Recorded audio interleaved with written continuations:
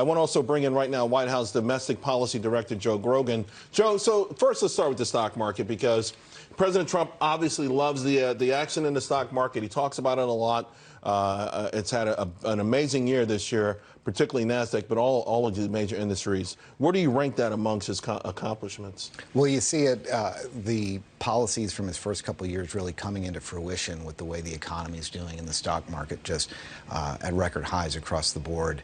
As was just mentioned, deregulation, tax reform, having a pro-business climate in the White House, resolving some of these trade fears and some of the uncertainty has American consumers feeling more confident, American businesses feeling more confident. So it's a great measure of optimism for the future and a great sign for things to come. And can we be honest about the pressure maybe he's put on the Federal Reserve? Last year there were 4 rate hikes. The market was down despite all-time record corporate earnings. It should have probably been up otherwise.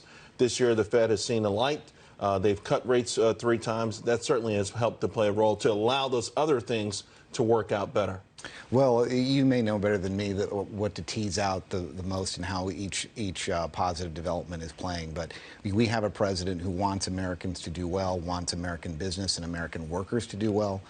He does, but he does tough things, right? I mean, the trade war is a tough thing. To implement tariffs, a year and a half ago, 2 years ago, everyone brought up Smoot-Hawley. I don't, no, really, everyone said this was going to be Smoot-Hawley, that we were going to go from $90 billion economy to a $50 billion economy, and essentially that's what happened back then. That unemployment back in Smoot-Hawley went from 6% to 25%. We were promised that, and he still didn't blink. I mean, those are the kind of things that I would think, people wonder what makes him tick, because he knew the market could get hit. He knew the economy could take a hit, but he knew that the greater issue was securing America's jobs and fair trade to make it free trade. Well, the president's got guts, and he's willing to stand up and fight for the American workers and American business. I think that's why he took the stand that he took. But I'd even go further. When he ran for president, there were so many economists who were saying if President Trump wins, we'd be in a depression. We're going to have record unemployment. And look, we've got more Americans. There's more job openings than Americans looking for work.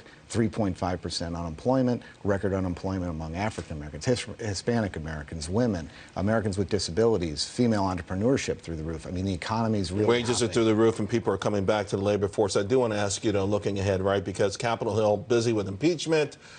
We know the presidential election's coming up. We're waiting for, in most elections you brace yourself for the October surprise. I think we're going to have a January, February, March, April, May, June.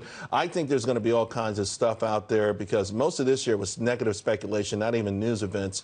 So how's the White House prepared to deal with all of that? Well, the president fights through, and he had to make sure his team fights through. I mean, look at the spending bill that we just signed, had a tremendous amount of achievements. We repealed 3 major Obamacare taxes to the tune of $500 billion worth of savings, the Cadillac tax, health insurance tax, medical device tax.